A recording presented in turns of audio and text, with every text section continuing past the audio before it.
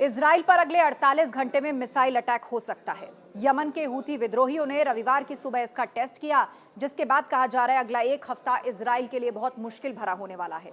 दरअसल टेस्ट के दौरान यमन के हूथी विद्रोहियों को यह पता चल गया कि इजराइल का मिसाइल डिफेंस सिस्टम उनकी मिसाइल को ट्रैक कर पाने में फेल रहा है।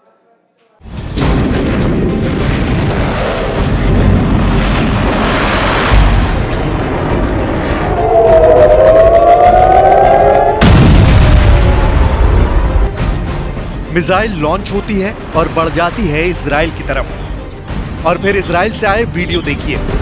इन तस्वीरों में इजराइल का खौफ है, इजराइल डरा हुआ है। ये सायरन की आवाज नहीं, लग रहा है कि इजराइल में जैसे कोई चिल्ला रहा हो, बचाओ बचाओ। क्योंकि इजराइल पर हुआ है एक ऐसा हमला जिसने इजराइल की तमाम सुरक्षा की गारंटी को फेल साबित कर दिया है।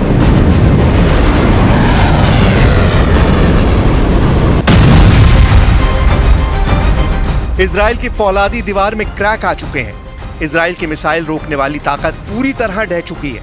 और इस वक्त सबसे ज्यादा टेंशन में अगर कोई है तो वो है इजराइल के प्रधानमंत्री बेंयामिन नेतन्याहू।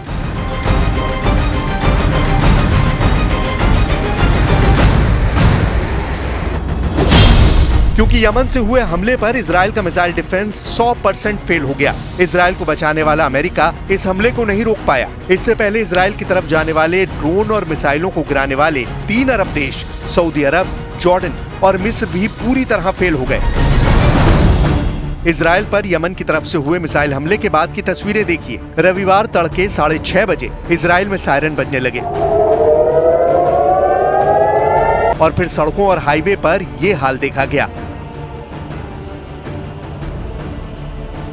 लोग बचने के लिए ऐसे छुप रहे थे।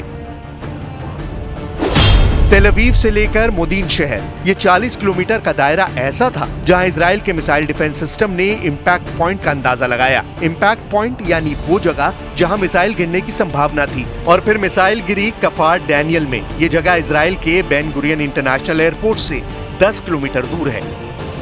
नफ़ज़त अल-क़ुव्वत अस-सारुखिया फ़ी अल-क़ुव्वत अल-मुसल्लहत अल-यमनिया बिअौन अल्लाह तआला अमलियतन अस्करियतन नौइया استهدفت من خلالها هدفا عسكريا للعدو الإسرائيلي في منطقة يافا في فلسطين المحتلة وقد نفذت العملية।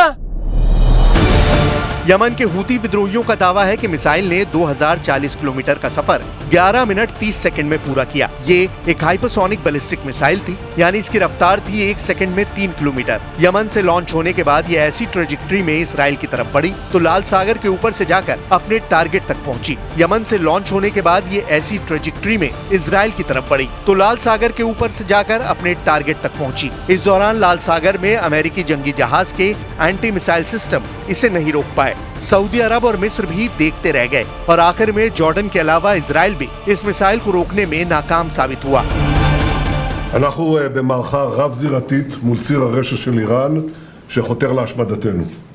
הבוקר החות'ים שיגרו טיל קרקע מתימן לשטחנו. הם כבר היו צריכים לדעת שאנחנו גובים מחיר כבד על כל ניסיון לפגוע בנו. מי שזקוק לתזכורת בעניין זה מוזמן לבקר בנמל חודדה. כל מי שתוקף אותנו לא יחמוק מנחת זרוענו. इजराइल अब मिसाइल के टुकड़े तलाश रहा है, लेकिन जो होना था वो हो चुका है। वही मिसाइल जिसे वो ट्रैक तो कर पाया लेकिन मार नहीं पाया। ये इजराइल के लिए बड़ी शर्मिंदगी वाली बात है। यमन की मिसाइल के कुछ टुकड़े रेलवे स्टेशन के एस्केलेटर पर भी मिले थे। तब यहाँ कोई नहीं था, इसलिए घायल कोई नहीं हुआ। लेकिन होता तो क्या होता। इसीलिए कहा जा रहा है कि इजराइल को अब अपने एयर डिफेंस की मरम्मत करने की जरूरत है, क्योंकि वो यमन के हमले में पूरी तरह एक्सपोज हो गया है। रिपोर्ट है कि इजराइल ने यमन की बैलिस्टिक मिसाइल को रोकने के लिए 20 एयर डिफेंस मिसाइल दागी। आसमान में धुएं की ये सफेद लकीरें इजराइल की नाकामी साबित कर रही हैं। इजराइल के सिक्योरिटी एक्सपर्ट योसी मेलमन ने कहा है कि यमन की मिसाइल ने इजराइल के पूरे एयर डिफेंस को भेद डाला। इस हमले में इजराइल का arrow missile defence system fail हो गया। इस हमले में इजराइल का डेविड स्लिंग सिस्टम फेल हो गया। इस हमले में इजराइल का वर्ल्ड फेमस आयरन डोम भी फेल साबित हुआ है। इजराइल ने जिस दीवार को अपनी सबसे बड़ी ताकत बनाया, जो दीवार उसने अपने आसमान के चारों तरफ तैयार की थी, उसे यमन की एक मिसाइल ने चकनाचूर कर दिया है। यमन का दावा है कि उसने ऐसी जगह को टारगेट बनाया जिसकी वजह से करीब 25 लाख इजरायली लोगों को शेल्टर में फौरन भागने की जरूरत पड़ी। إن هذه العملية تأتي في إطار المرحلة الخامسة وجاءت تتويجا لجهود أبطال القوة الصاروخية الذين بذلوا جهودا جبارة في تطوير التقنية الصاروخية حتى تستجيب لمتطلبات المعركة وتحدياتها مع العدو الصهيوني وتنجح في الوصول إلى أهدافها। ऐसे कई मिसाइल हैं जिन्हें यमन के हूती विद्रोही अपनी परेड में दिखाते रहे हैं।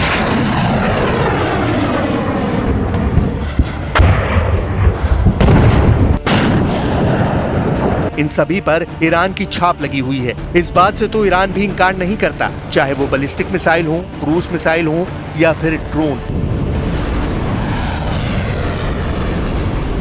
हूती विद्रोहियों के पास बहुत से ऐसे हथियार हैं जो उसे ईरान के जरिए ही मिले हैं। यमन के हूती विद्रोहियों को ईरान का समर्थन इजराइल का दूसरा बड़ा खौफ है। इजराइल का डर इस हमले से और ज्यादा बढ़ गया है।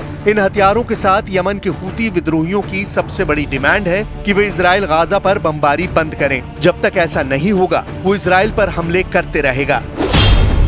पश्चिम एशिया की रिपोर्ट्स बताती हैं कि 7 अक्टूबर 2023 के बाद से यमन के हूती अब तक इजराइल के 80 जहाजों को टारगेट कर चुके हैं।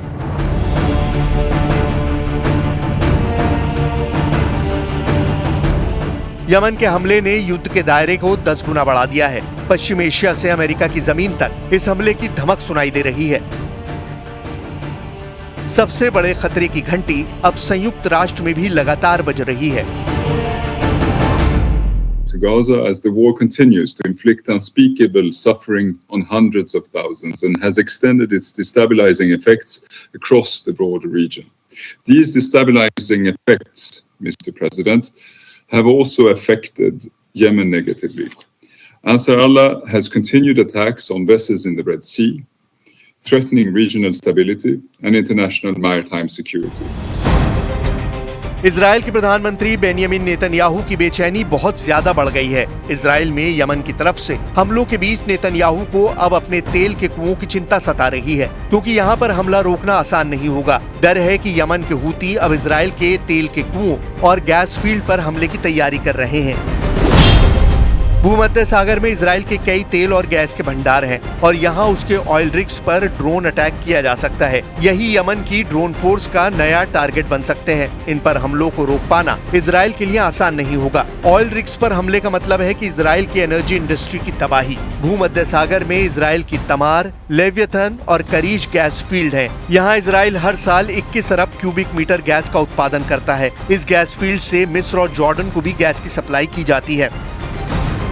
19 जुलाई को जब तेल अवीव में आधी रात 3 बजे हमला हुआ था, तब धमाका बहुत बड़ा था। किसी को समझ नहीं आया कि आखिर हुआ क्या। सड़कों पर लोग बदहवास हालत में नजर आए। इस हमले में एक व्यक्ति की मौत हुई थी, जबकि 10 लोग जख्मी हुए थे। तेल अवीव में अफरा तफरी मच गई। ड्रोन से हुए इस धमाके ने इजराइल को बुरी तरह हिला कर रख दिया।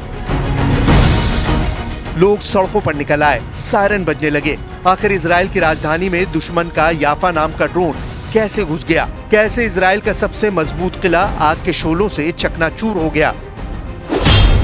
याफा ड्रोन के बारे में कहा जा रहा है कि ये ईरान से मिले ड्रोन की नकल है। इसका असली नाम समद 3 है। इस ड्रोन की रेंज 2000 किलोमीटर है।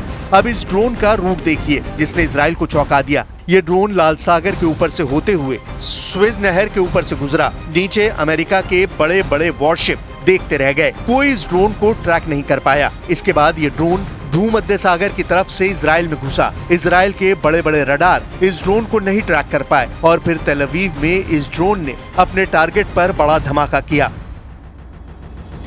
2000 किलोमीटर की रेंज वाले ड्रोन का मतलब है कि यमन के हूती विद्रोही इजराइल को आसानी से निशाना बना सकते हैं, चाहे वो उसके शहरी इलाके हों, चाहे वो उसके ऑयल रिग्स हों या फिर इजराइल के बंदरगाह। इजराइल पर हमास के हमले के 11 महीने पूरे हो चुके हैं। गाजा पर इजराइल के ऑपरेशन के भी 11 महीने पूरे हो गए हैं। 11 महीनों की तबाही का दौर ऐसा चला है कि युद्ध का एपिसेंटर अब गाजा से निकलकर इजराइल और लेबनान बॉर्डर के साथ साथ यमन और लाल सागर में पहुंच गया है। מי שזקוק לתזכורת בעניין זה, מוזמן לבקר בנמל חודדה. כל מי שתוקף אותנו לא יחמוק מנחת זרוענו. החמאס כבר לומד זאת בפעולתנו הנחושה, שתביא להשמדתו ולשחרור כל חטופינו. नेतन्याहू हूती विद्रोहियों को जिस हुदैदा पोर्ट पर हमले की याद दिला रहे हैं उसकी तस्वीरें देख लीजिए। 20 जुलाई को यही वो हमला था जब इजराइल के फाइटर जेट्स ने यमन के तेल डिपो पर बम गिराए थे और फिर लगा कि जैसे पूरा हुदैदा बंदरगाह जलने लगा। यमन को भी पता लग गया है कि हूती विद्रोहियों के हमले के बाद जिस तरह से इजराइल ने अटैक किया है उससे युद्ध गजा के खंडरों से निकलकर अब उसकी जमीन पर पहुंच गया है।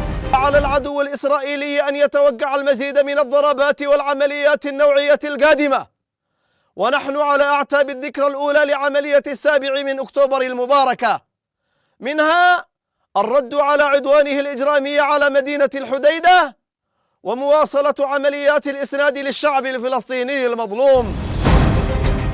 इसमें कोई शक नहीं है कि यमन का गुस्सा 7वें आसमान पर है और यमन की पब्लिक इस गुस्से का इजहार भी कर रही है। गजा को लेकर फैले आक्रोश में अब यमन सीधा इजराइल के खिलाफ युद्ध शुरू कर चुका है। इससे पहले हूती विद्रोहियों ने इजराइल पर ड्रोन और क्रूज मिसाइल से कई हमले किए, लेकिन 15 सितंबर का हमला ज्यादा खतरनाक है। इसमें यमन की बैलिस्टिक मिसाइल ने इजराइल के एयर डिफेंस को चीर डाला है और अब इजराइल महसूस कर रहा है कि उसकी सबसे बड़ी ताकत खत्म होती जा रही है। इजराइल के एयर और मिसाइल डिफेंस नेटवर्क नाकाम साबित हो रहे हैं। खतरा अब इजराइल के तेल के कुओं पर मंडराने लगा है।